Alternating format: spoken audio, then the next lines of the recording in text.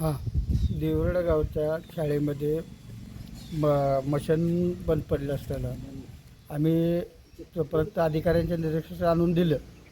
त्याने परत पुन्हा टायमिंग आम्ही वाढवून त्यासनी मागितलं. किती वेळ मशीन बंद? 1 तास.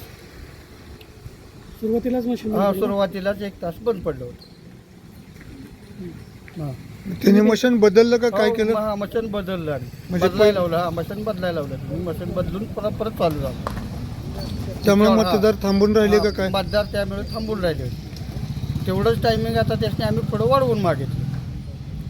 एवढं. रोल माझं नाव रमेश पंडित जाधव.